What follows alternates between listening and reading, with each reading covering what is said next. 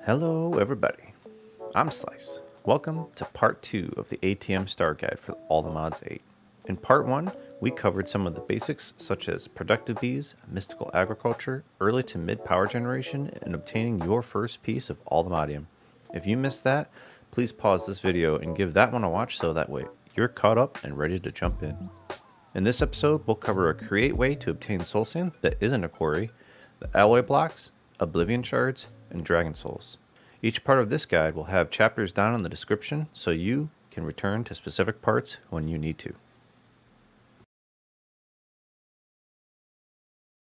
First up, let's tackle obtaining soul sand as this is needed in large quantities for the dimensional seed.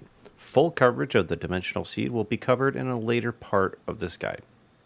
Using a quarry or chunk destroyer in the nether might not get you all of the soul sand that's needed, and it's a slightly later game avenue for obtaining soul sand. This create setup can be started very early to allow you to get an early start on collecting soul sand.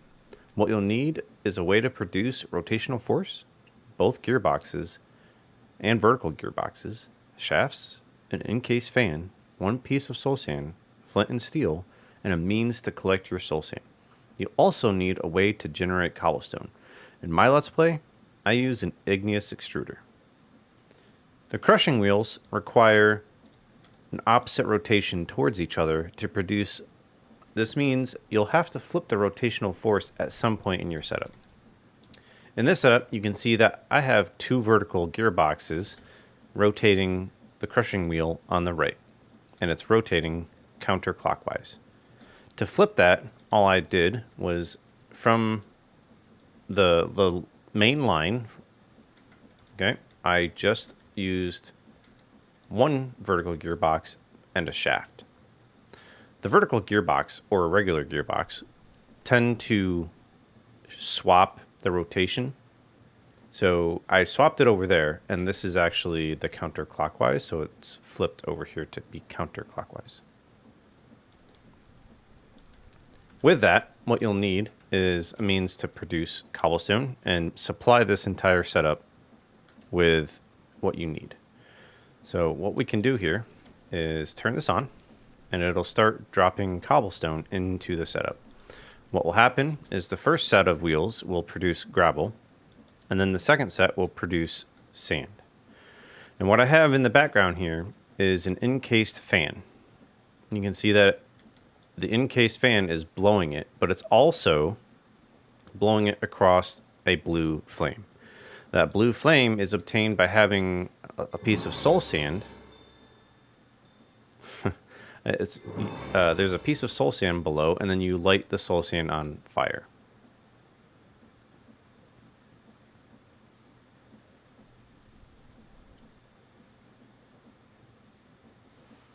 So as you can see, it changes it to soul sand. Now this does have a chance to make some byproducts. So what I have here is a filter. Okay, I have a filter on this funnel, and in that filter, what we have is a soul sand whitelisted. And what this should do is allow it to be picked up. You can see that it is picking it up.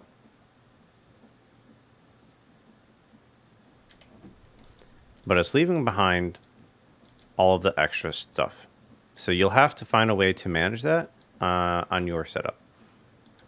What we can do to show this a little bit better is here is my rotational force, currently just using a creative motor, so that way I can change it.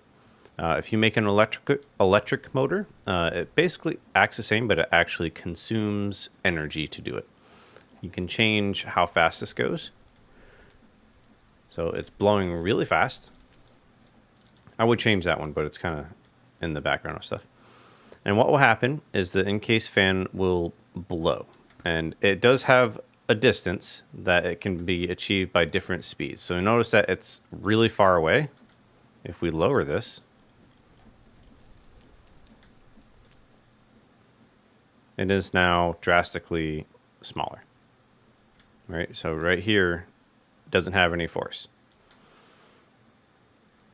This doesn't need a lot of power to actually do what it needs to do, so you can lower it as much as you want. As long as the flame is in between where the sand drops. So like right here would be fine. And the case, because the fan needs to blow through the flame in order to push and react with the sand. Next up, we have the other ATM ores, vibranium and unobtainium. You will first need aluminium before being able to mine either of these ores, as the harvest level requires an ATM pick. Notice that I cannot mine these with the netherite. Unobtainium can be found in the End Highlands with no restriction on the Y level. The only rule with spawns is that it spawns within the islands themselves. Vibranium can be found in the Nether biomes, Warped Forest and Crimson Forest, between Y levels 100 and 123. I highly recommend using a chunk destroyer.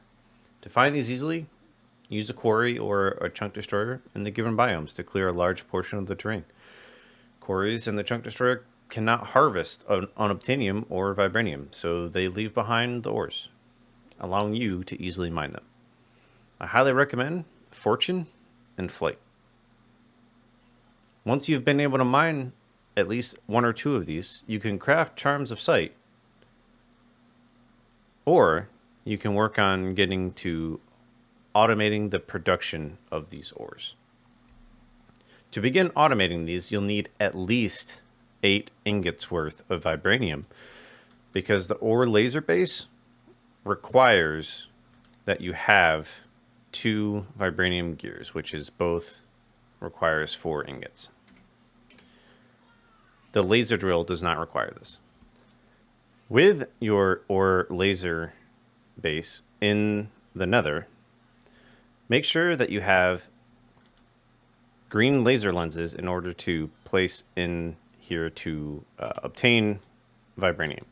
You then need to make sure that your base is set between the correct Y levels for your lens. In this case, vibranium requires it to be between 100 and 123. It matches up where it actually spawns in the biome.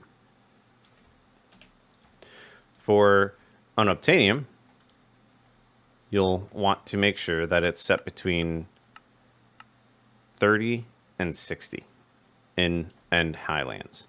Now, these don't have that spawn limit when you're looking for them in the world, as you can see by having this highlighted, right? Because this ore will indicate that it's between 100 and 123.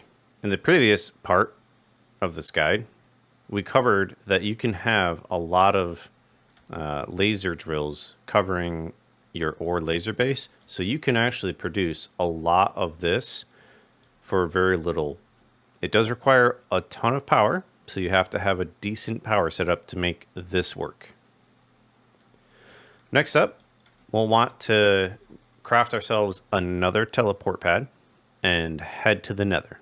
But before we actually head to the nether, I highly recommend making some mob imprisonment tools. In order to craft those, all you need is 4 pieces of plastic and a gas tier. If you haven't already done this, definitely make a structure compass before going into the nether with your teleport pad. The reason for that is because you're looking for an ancient pyramid in the other. So with your teleport pad in the nether, I'm not going to do it here, but this will take you to a new dimension called the other, which is where pigliches will spawn, but they only spawn inside of an ancient pyramid. And they're not a very common structure, so having the structure compass will be able to show you where they are.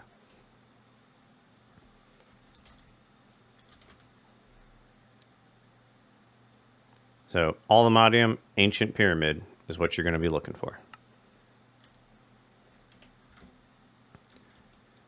Now for a little bit of a unique setup.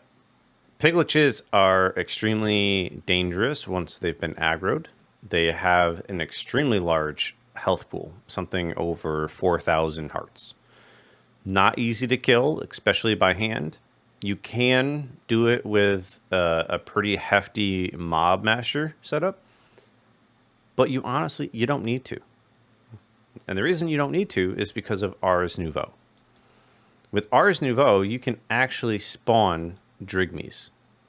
And what they will do is they will harvest drops from surrounding mobs without harming them. So it's basically infinite. Now, it is a little bit slow, but that can be covered by having more.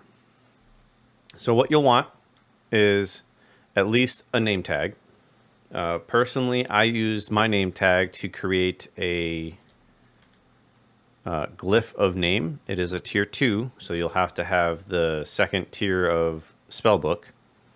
But what that will allow you to do is actually make a spell for naming.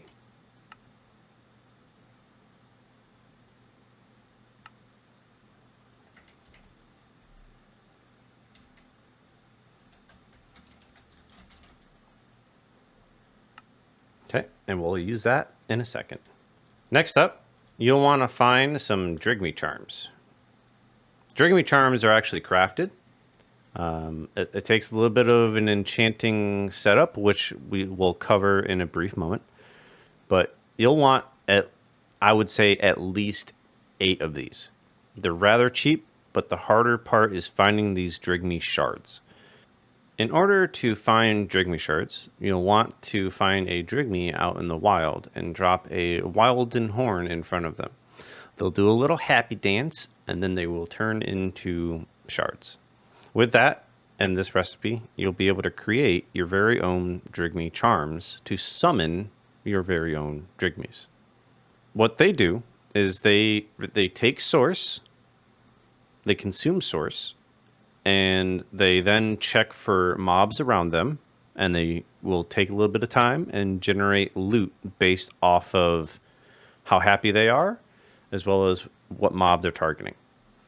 Now, I have a setup in my world where I have an Inferium farm set up with a bunch of lily pads of fertility, so that way they're constantly growing Inferium and producing source via an agronomic source link. So let's go ahead and give this a go. What you'll want to do to summon your very first Drigmy is have a mossy cobblestone down and a Drigmy charm in hand. And what you do is you click it. It'll do its animation. And now you have your very own Drigmy. You can punch these to get them back. So feel free to customize your setup as you wish, and you can move them around as you want. So let's go ahead and just spawn a bunch of these. Notice that they all spawned in the same exact location. After a short time, they won't be in the same location anymore. So while they're figuring their stuff out, let's go ahead and set up our farm.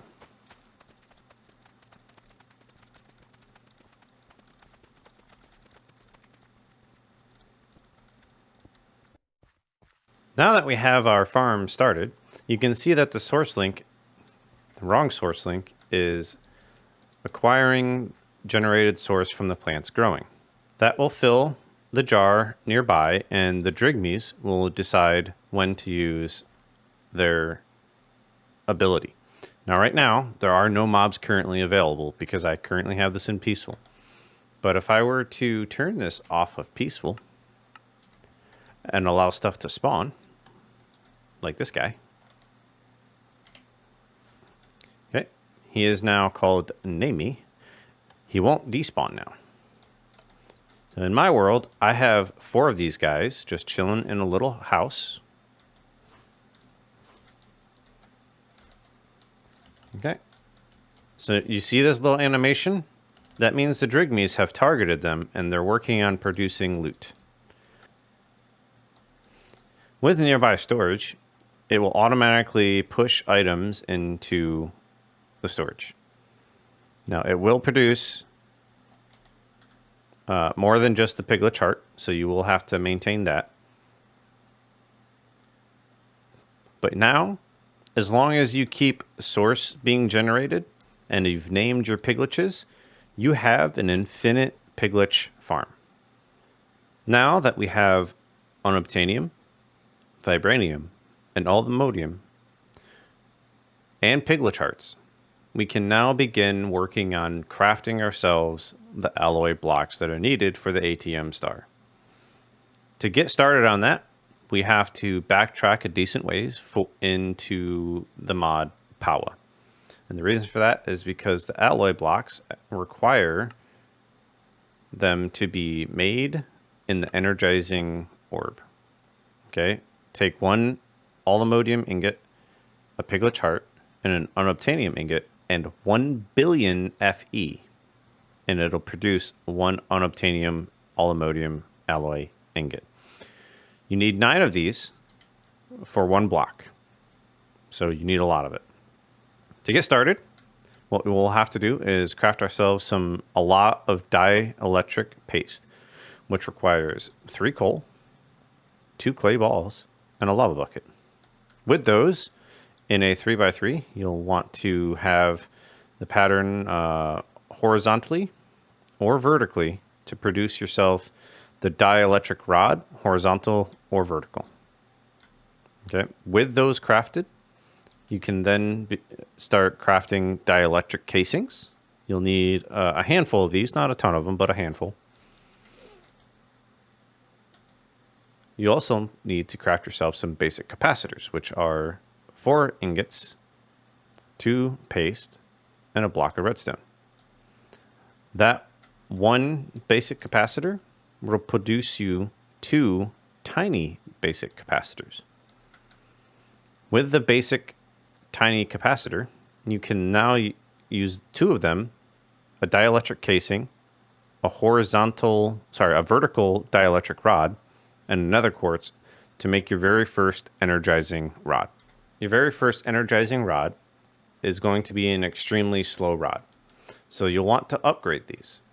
Now, in order to upgrade these, you'll have to take the previous tier of rod, so in this case, the starter one, a dielectric casing, and a block of quartz with 2 other things, which will produce the next tier. Those 2 other things are based on the tier that you're looking at. Okay, to start out, the first tier is actually the starting one. Okay, and that holds 10,000 Fe. The basic rod, crafted with basic capacitors, not the tiny one, but the previous one, can produce 400 Fe per tick. The hardened energizing rod requires hardened capacitors, which is crafted using energized steel. Energized steel you can eventually get to crafting in mystical agriculture, or you can simply produce them using your energizing orbs that you are now making, taking an iron ingot and a gold ingot with 10,000 Fe to produce 2 energized steel. I personally went the mystical agriculture route, so that way I didn't have to worry about it. The hardened version produces 1,000 Fe per tick. Next up is the blazing energizing rod, which requires you to have blazing crystals as well as a basic capacitor large. The blazing crystals require you to have either a blaze rod or 4 blaze powder to be able to produce 1 blazing crystal. Notice the cost difference though. Okay, so blaze rod is cheaper to produce, and it's also only a 1 slot instead of a 4 slot. That will produce 4,000 Fe per tick. Next up is the niotic energizing, which requires you to have niotic capacitors. This requires 4 niotic crystals, which is a diamond inside of the energizing orb. That will produce you 10,000 Fe per tick. Now, next up is the spirited energizing orb. This requires you to have 2 spirited capacitors, which requires 4 spirited crystals. Spirited crystals is crafted using emeralds in the energizing orb and 1 million Fe. finally, and this is the best tier, is the nitro capacitors, nitro energizing rods. This requires 4 nitro crystals for 1 nitro capacitor, which requires you to craft a fair amount of stuff. You can do it with the mystical agriculture as well as nether stars, or you can use a nether star, 2 blocks of redstone, a block of blazing crystal, as well as 20 million FE for 16 crystals. So off of 1 craft, you could make 4 of these. These rods will produce the largest amount, which is 200,000 FE per tick. Now, in order to craft your energizing orb, you'll want 5 pieces of glass, a dielectric casing, and 3 horizontal dielectric rods. These energizing orbs can be placed on pretty much any surface. They can even float. Now here, I have a little bit of a setup to show you how they're crafted.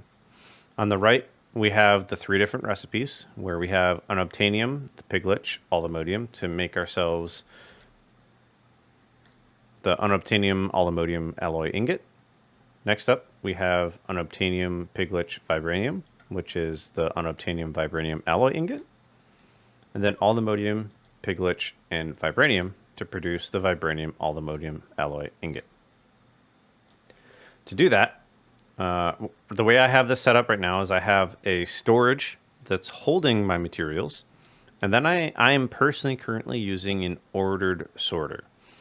Now this does restrict it to only 1 recipe, but it does produce what we're looking for. Okay, so right now I have this set up for this particular recipe. So what we're going to do is we're going to drop a bunch of these in. Okay, and what will happen is it will only allow 1 recipe in at a time. Okay, notice that this is a rather slow process. Right now, this system is currently restricted by my power limit, but you can get this going a lot faster if you have a better power setup. With this crafting actually finished, what it'll do is it'll sit there unless you pull it out. Now, one thing that I did notice while in my Let's Play is that if you just have an arbitrary pull-out system that's not like filtered or restricted, you can accidentally pull out the recipe before it's done, causing you to be able to not craft it. So what I've done now is set up a filtered pipe system where it's currently pulling out the unobtainium alumodium alloys only. You can use other systems to pull this out, but that's what I've chosen. So that one finished, it produced the ingot, and this ordered sorter pushed the next in. In my Let's Play, I used a modular router setup along with a redstone signal, and it became a little bit of a cluster to deal with. It is a viable option as I was able to actually get it done. It's just not the prettiest. I later learned about ordered sorters, and I just have not switched over. So I recommend trying ordered sorters because you can set these up in lots of different ways to have a lot of different recipes. It's only 1 ordered sorter per recipe though, so you'll have to have multiple going. And now, with your alumodium unobtainium alloys, you can begin crafting yourselves a bunch of the blocks needed for the nether star. Sorry, for the ATM star. You need a lot of these. Additionally, you can start crafting yourself the block for unobtainium and vibranium alloy ingot, as this is needed in the next recipe. What you're looking for is the awakened unobtainium vibranium alloy block. It's a mouthful, I know, but you actually only need 2 of these for the ATM star. Notice that there's only 2 of them. Okay, so it's not overly expensive, but that does mean that you have to go through this process. In order to craft that, what you need is this recipe. You'll need 40 air essence, earth essence, water essence, and fire essence for each craft of this block. You also need 2 unobtainium blocks and 2 vibranium blocks. Then you need your unobtainium vibranium alloy block to initiate. In order to craft yourselves an awakening altar, you'll need 4 pieces of soulstone, an orange wool, and 2 gold ingots. To find soulstone, you can cook cobbled soulstone or use silk touch while in the nether, as soulstone is a naturally spawning item in nether biomes. Next up, we have the essence vessel, which requires 2 soulstone, a piece of glass, and 2 ingots. You will need 4 of these. Next up, we have the awakening pedestal, which requires 2 soulstones, an orange wool, and 2 gold ingots. Again, you will need 4 of these as well. So over here, I have a setup very similar to the previous episode where I showed you how to use crafting seeds for mystical agriculture. This is like the advanced version of it, as it requires a few more steps. First up, when you do place this, it will show you where things need to be placed, just like before. Okay.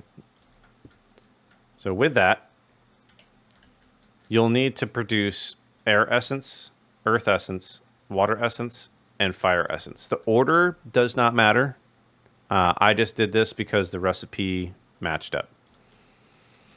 What I've also done is on top of these, I have placed a hopper botany pot. You can choose your method on how you want to get essence in here. But this seems like a pretty easy solution because not only does the botany pot have its own inventory, it acts like a hopper, pushing the essence into the essence vessel. Every recipe that is done within this awakening altar will require these 4 essences. Okay, so with that, let's go ahead and actually craft this. So, and then that one, and that one, and one more.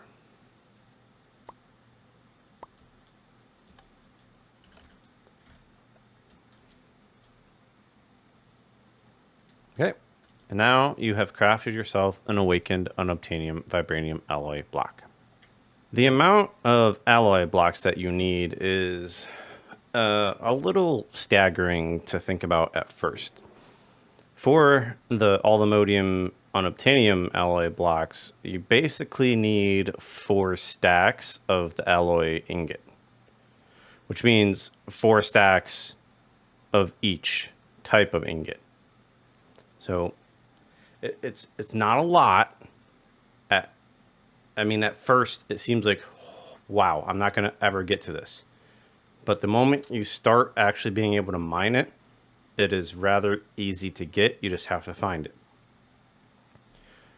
For the awakened unobtainium vibranium, you really only need 18 of each for 2 full blocks per star. So it's not anything too drastic. Next up, we're heading to the end to grab several items, some of which will be used later in the guide. For now, we're ultimately looking to obtain Rose of Oblivion and Bottled Darkness. To craft Bottled Darkness, you'll want to grab yourself a handful of glass bottles and use some of those to craft yourself a bottle and cork. And that's just taking a glass bottle and an oak plank to make 1 bottle and cork. You'll want to use both of these in the end. So let's jump over to the end to grab some items. With the dragon attack, the orbs that it puts onto the ground, the mist, go ahead and take your glass bottles and start collecting the resource. It will go away, so be careful because you'll end up getting some other material as well. You can also do this with your bottle and cork.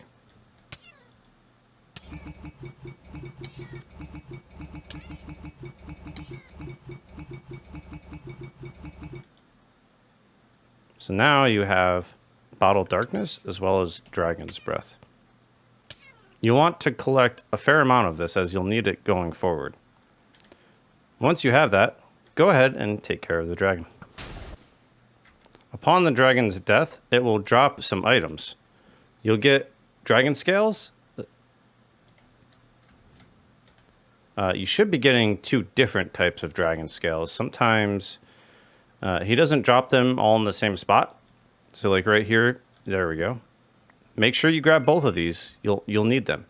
Additionally, while you're here, go ahead and hit the dragon egg to make it teleport. And sometimes it will land in the portal. If it does, you'll have to kill the dragon again. But if it lands on a block like this, go ahead and mine below it. Place a torch, and then you can mine the block that it's sitting on.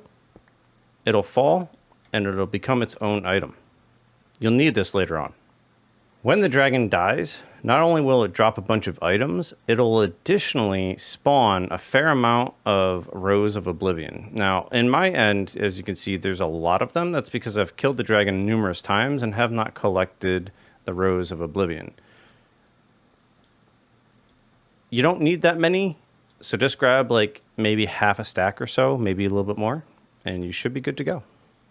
If for some reason you do need to respawn the dragon, you can craft yourself 4 end crystals with 7 glass, an Eye of Ender, and a gas tier. With those, all you have to do is place them on the cardinal directions of this portal. And that will begin an animation to spawn the dragon again. Now we get to dive into the beginning stages of Nature's Aura rituals. We'll have a number of things to craft and go over. First, we'll need 2 spyglasses per ATM star, which take 2 copper ingots and an amethyst shard. Next, we'll want to craft a handful of brilliant fibers, which take 4 oak leaves, 4 golden nuggets, and a grass. I highly recommend making several stacks of brilliant fiber. Let's jump over to my Nature's Aura area and go over what this is for. So you then plant those fibers on a tree, like a regular leaf, and it will slowly grow into golden leaves. Once you have golden leaves, you can see how they're shimmering. You harvest them, and it will grant you gold leaf.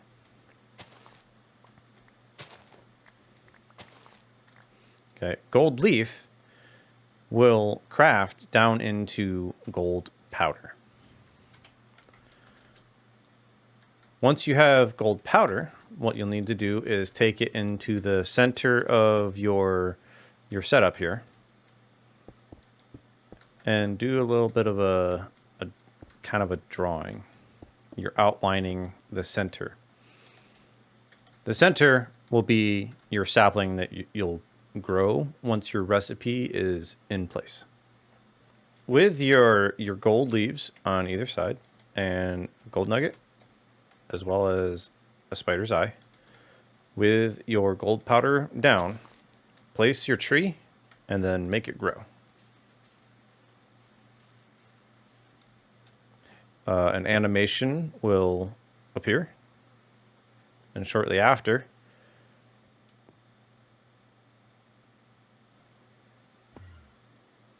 you will produce what you're looking for, an environmental eye. With your environmental eyes now crafted, we have the ability to finish out the world eye crafting. For that, you'll need 4 obsidian, 2 ender pearl, 1 bottle darkness, 1 environmental eye, and 1 spyglass. You'll need 2 of these for the final craft. But first, let's jump over to another mod called Spirited. With Spirited, we'll be able to work on crafting a number of things. First up is going to be crafting soul powder. You'll need at least 1 soul sand to do this. And what you'll want to do is take a flint and steel, set it on fire, then with a glowstone dust, throw it, and this particle effect will happen, and you'll be granted 2 soul powder. You need 4 soul powder to be able to craft 1 soul powder block. With a soul powder block, what you'll do is you place 4 of them around a soul sand and light it on fire. Then you can take an iron ingot and toss it in. This will convert, as long as you don't pick it up, this will convert the iron into a soul steel ingot and consume blocks around it. So be careful where you place this because it will destroy it in a 3x3 around it. Additionally, if you wanted to make this a little bit more efficient, what you could do is go all the way to compressed soul powder blocks, which take 9 soul powder blocks, as well as a compressed sand block, soul sand block. Okay, and with that, what you'll be able to do is take a block of iron and do the same thing. But instead of just getting 1 ingot, you now get 9 worth.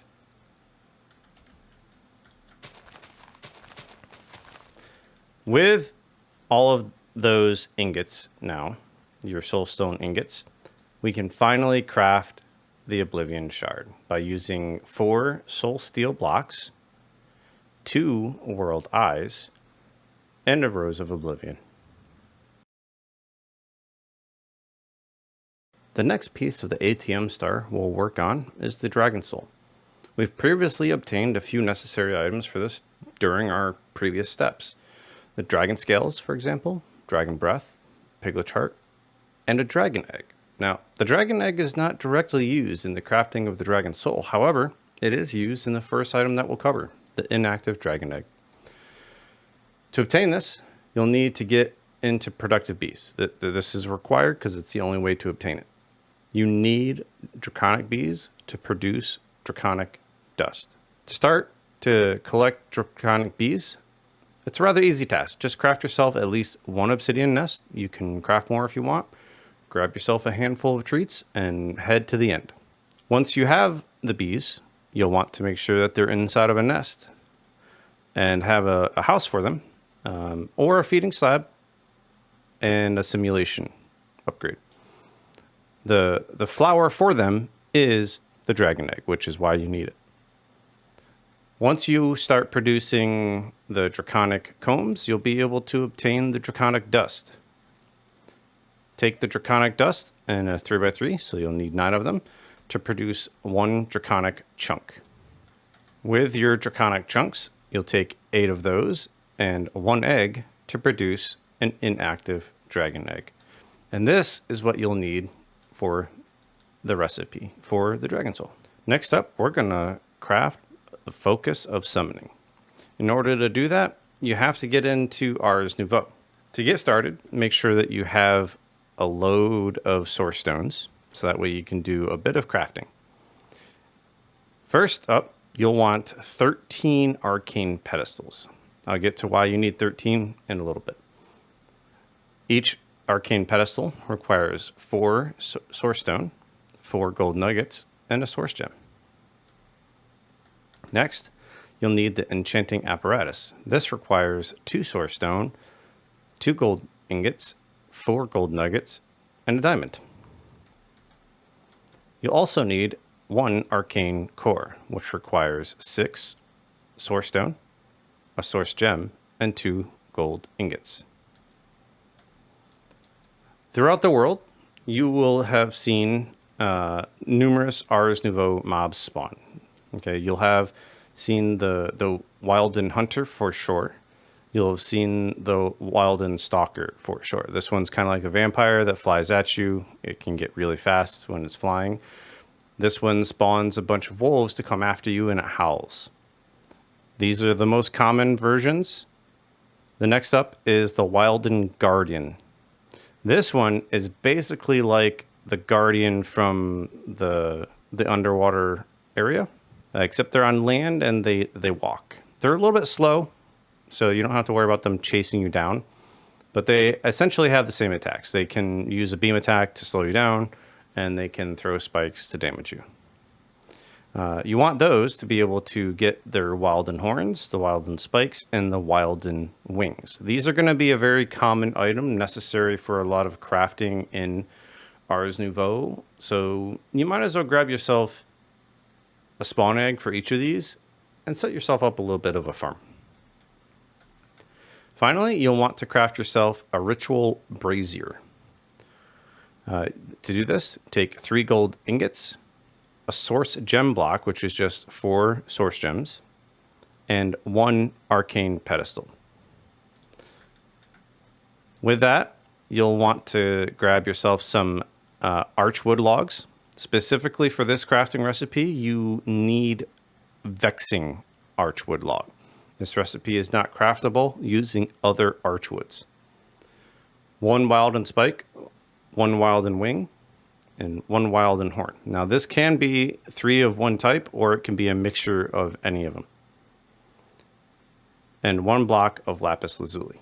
This will get you a summon Wilden tablet. So what you'll need to do is find an open area, preferably not near your base. Because what you're about to do is you're going to spawn the Ars Nouveau boss.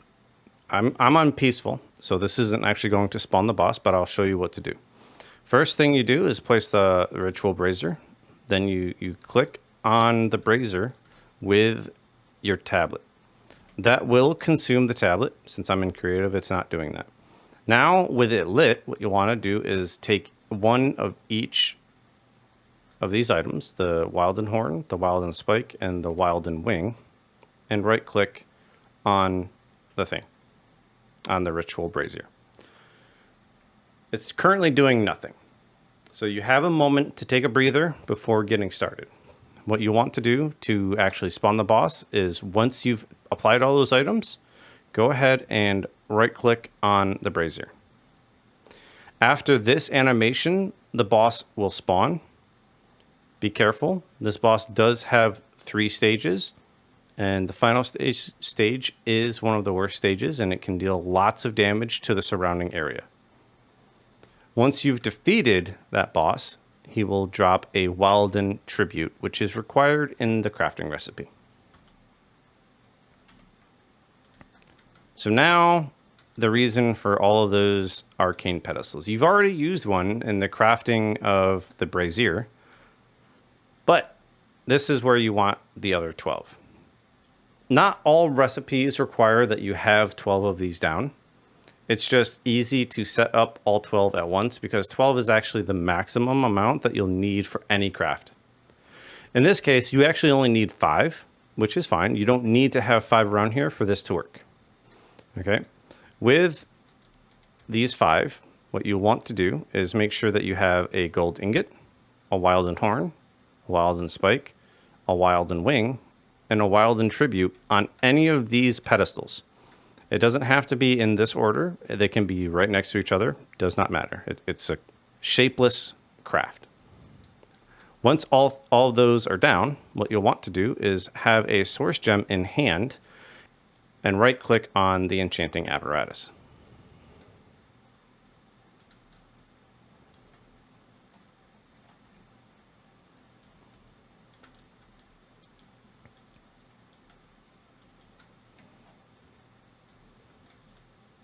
Now, for this recipe, it doesn't look like there actually requires any significant amount of source. Surrounding source is just enough. And this will produce the focus of summoning.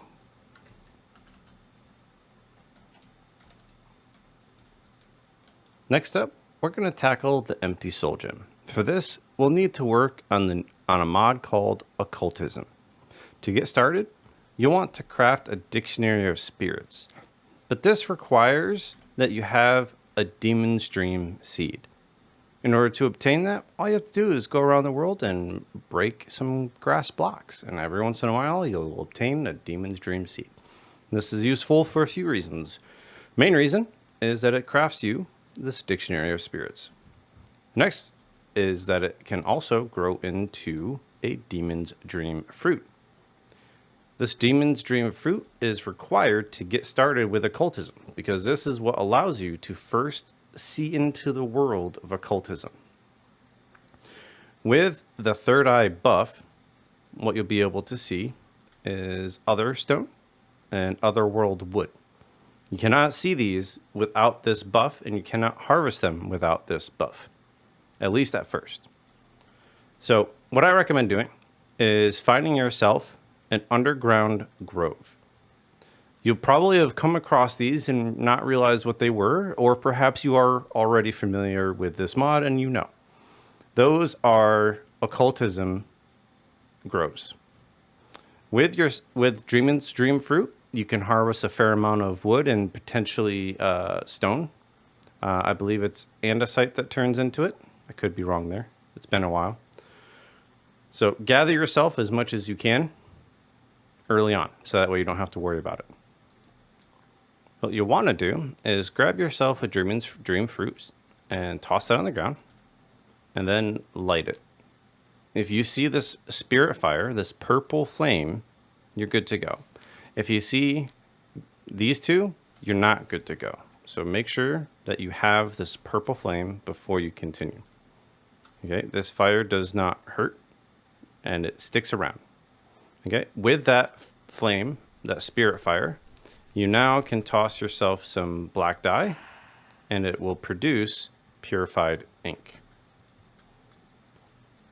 With your purified ink, you'll want to combine it with 4 green dye and a book and quill to make yourself a Book of Binding Djinn. Now, with your Dictionary of Spirits and your Book of Binding Djinn, you combine them to make yourself a Book of Binding Djinn bound. This book is going to be required for the next stage, so make sure you craft it. Craft it and hold on to it. Now, with some of your other stones that you've been collecting, you'll want to craft yourself some sacrificial bowls. I recommend crafting a bunch of these, like maybe a stack or so. I don't have an exact count because it depends on how many rituals you want to perform. For now, you really only need technically 9 for the binding that we're about to do. With your sacrificial bowl, you can craft a golden sacrificial bowl by combining 8 gold ingots with a sacrificial bowl. You'll want one of these for each different ritual that you have. With otherworld wood, you can toss that in your spirit fire to obtain some otherworld ashes. With other stone, you'll want to place it in a furnace to cook it to get burnt other stone. And then with diamonds, you can toss that inside to get a spirit attuned gem. Now with your 3 burnt other stone and 3 otherworld ashes, you get to craft an impure white chalk. Now this is used in some crafting recipes later on, so craft a few of these. What you can do though is once you actually need the chalk, you toss the impure into the spirit fire, and then you obtain the actual chalk. This is not used in crafting recipes. This is what you'll actually use to craft the sigils / runes on the ground in a little bit. Next up, you'll want to craft yourself an impure golden chalk and an impure purple chalk. To do that, you combine 1 impure white chalk with gold dust and glowstone to make the golden chalk. And then with impure white chalk, crushed endstone, and 2 obsidian dust, you can get yourself an impure purple chalk. Same process, come over to your spirit fire and toss those in, and you now have the actual chalk.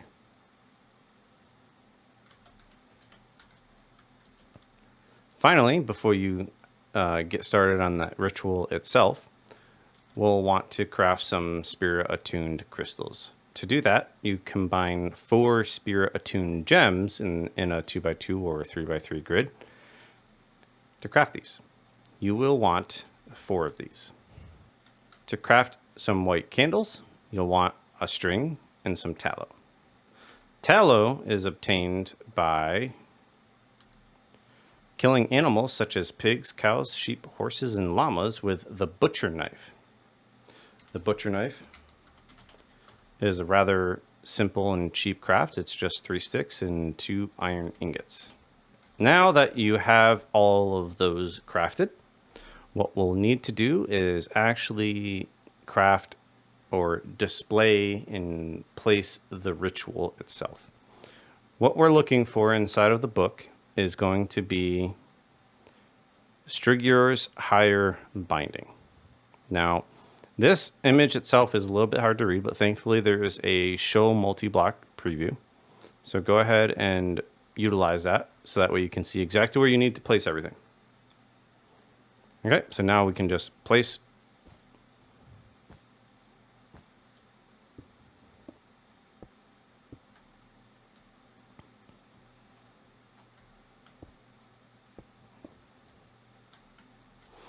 Notice that there is not a location for these sacrificial bowls.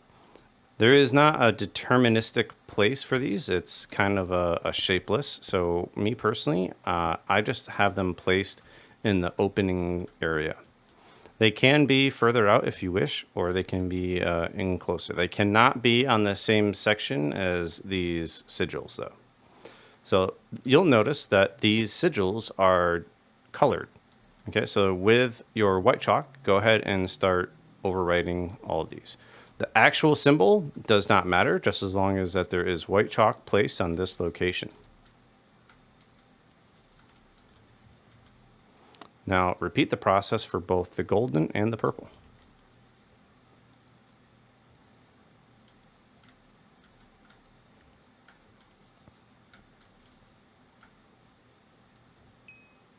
And now you can see that it is complete.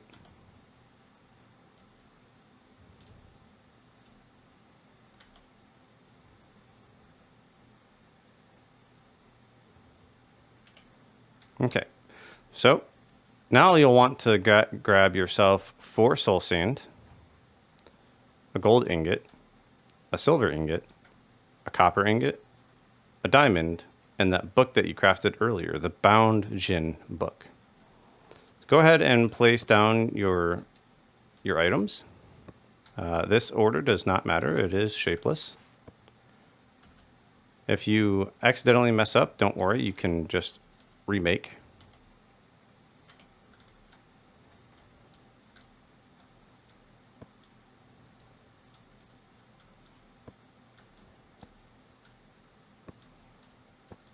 Okay, with all of those items placed and your Djinn bound book in hand, click on the golden sacrificial bowl. You'll hear a noise and you'll see the starting binding Djinn into soul gem. Over a period of time, you'll see items disappearing. This will take a moment. Some of these rituals take much longer than others. Some of them are quicker than others.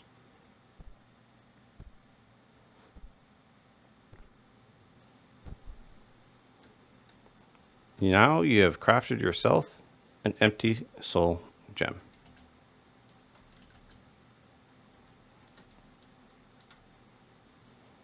Finally, we're on to the last part of the Dragon Soul. There's 2 paths you can take with this. The first being Blue Skies mod. This path requires you to obtain Poisonous Arc and Nature Art. These are items I have not personally obtained, as I avoided this path due to the risk of these items taking too long to be able to find and to drop, as it's luck-based. To obtain them, though, you must go through 2 separate portals, the Everbright and the Everdawn. These portals only generate in the Gatekeeper's house and must be lit with a Zeal lighter. These houses were not at all common in my world, and the only portals I found were the Everbright. So I personally opted to do the other path. That other path happens to be the Twilight Forest. Our goal is going to be to obtain the Snow Queen trophy. To get started, I would like to point out, follow the quest book. This will guide you down how to get through the Twilight Forest story arc. To get started, you'll have to craft yourself a 2x2 open area, fill it with water, place flowers all the way around, and then toss a diamond into it. A nifty little animation will appear and the Twilight Forest portal will spawn. If you happen to go into the portal unprepared, you do run the risk of dying. There is a chance that this portal will spawn in a biome that is not friendly to you immediately. The Twilight Forest intentionally prohibits and forces you to stay on course. In my playthrough, it spawned me in a biome that I was not allowed in, and it caused me to take a decent amount of damage over time. Unfortunately, I had more than enough health and armor and regeneration that it wasn't too concerning.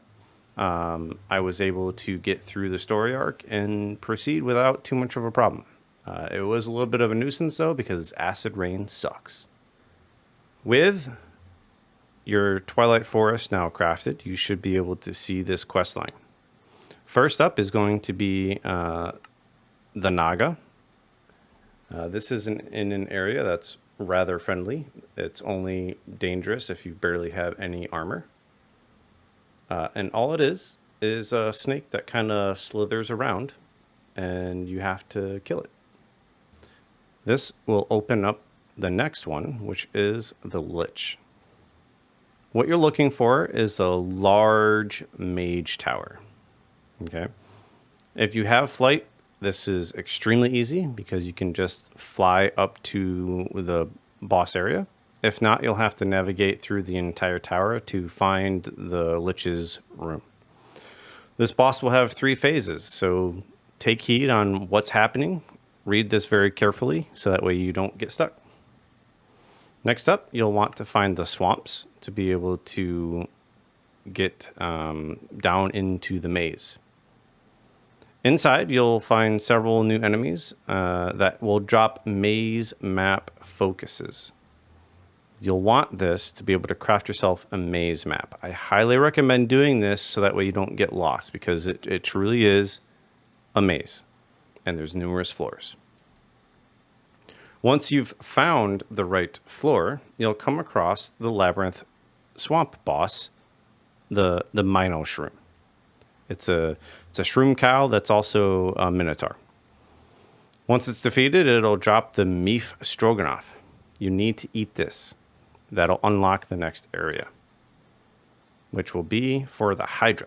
The Hydra is in like a volcanic, fiery biome. This biome will set you on fire if you have not already previously eaten the Stroganoff. So keep that in mind. This guy is a little tricky to defeat. So pay attention to where you're able to damage him and how you're able to damage him. It will keep spawning heads, as a Hydra does. So take heed, be careful of surrounding fire hazards, and continue on.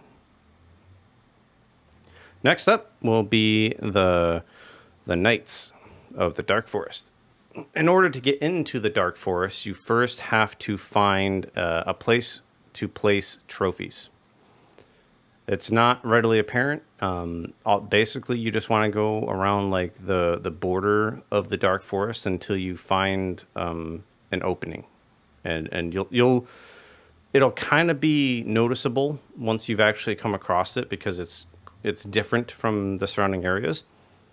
But all you'll need to do is place in the trophy, and it will unlock the door into the Dark Forest maze, if you will.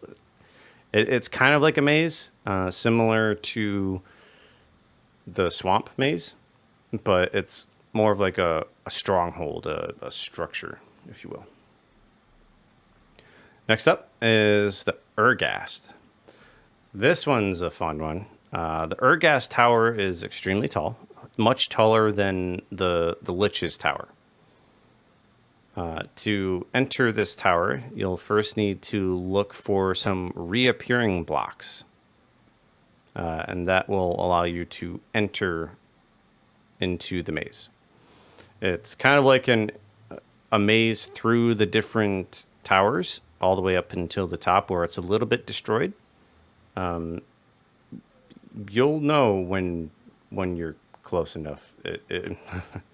It'll spawn. Next up, after the Urghast, you'll be looking for some snow biomes. After defeating the Urghast, you'll unlock the snowy forest biomes. But prior to that, these will be snowy and will start to freeze you. Killing the Alpha Yeti is kind of far easier than the rest of the bosses in my experience. I didn't have too much trouble, especially because I stayed flying the entire time. I wasn't on the ground, so nothing was really able to hit me. And not finally, but at least we are now to the Snow Queen. What we're looking for is another large area in the snow biome. It's actually an ice biome in a way, because what you're looking for is a large sheet of ice. You'll know you're in the right area when you see a lot of penguins. Just look for the nice shimmering Aurora Palace, if you will. The Snow Queen will summon ice crystals to protect herself when you get there, so be extremely careful. She can be a little bit dangerous. Prior to getting to the Snow Queen, I highly recommend crafting a swab, because you can actually produce a spawn egg for the Snow Queen. And with that spawn egg, we'll be able to craft ourselves an automated way of obtaining the Snow Queen trophy. You can also do that with the Urghast. So grab yourself 2 swabs while you're through this, and grab a swab of the Urghast and a swab of the Snow Queen. That mob farm that I was talking about, the automated way of farming that, is through using the Mob Crusher.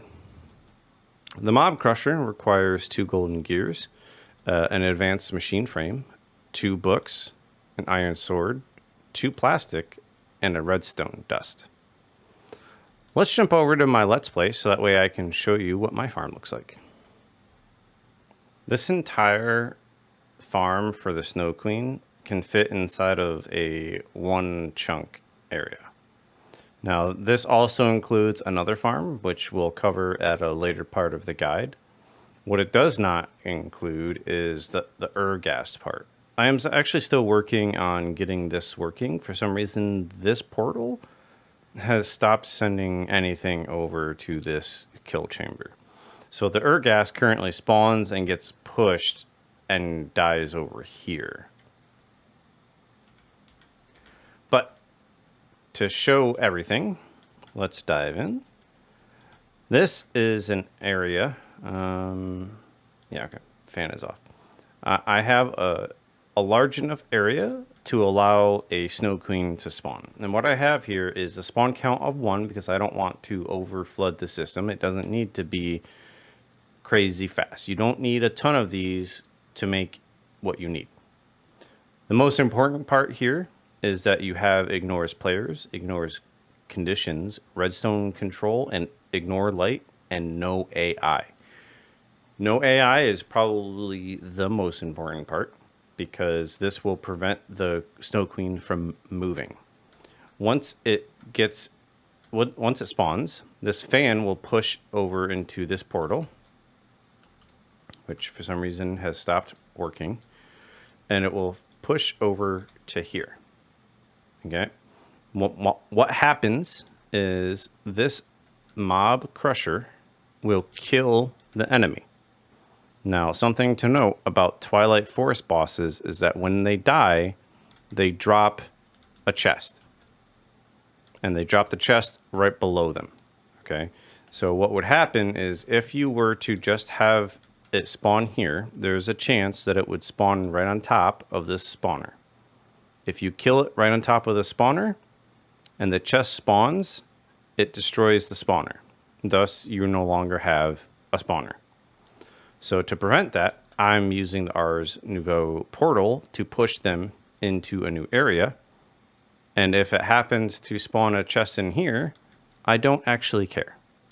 Now, so far, with this Mob Crusher, it has not spawned a single chest. I am still getting all of my items. But in the chance that it does spawn a chest, I have myself set up with a builder that will harvest that interior area and then collect the items. This has not been used. This is just a catch-22 to make sure that it actually works. So far, I haven't needed it because all the items get pushed through the mob crusher into the ender chest. This is set up on a switch, and it's tied to the same switch that's over here. Now, I was testing the Ergas over here, and it does not work. So I currently have my setup a little broken, but it has produced me a lot of Snow Queen trophies. I think that says something like 6,000 something. You don't need that much, but I have it. With the Snow Queen trophy on farm, we now have all of the items necessary to craft ourselves the Dragon Soul. That wraps up part 2 of the ATM Star Guide. If this helped you in your journey for the ATM Star, please consider giving this video a like and sharing with your friends. If you'd like something clarified, let me know below and I'll do my best to help. Once additional portions of this guide have been released, you can find them in the description below. In the next video, we'll cover some more parts of the ATM Star. So click that subscribe button and bell notification so you can be notified when it's released. To stay up to date, check the links below so that you can follow on your preferred platform. Please drop a comment to let me know what you think. And as always, thanks for chilling.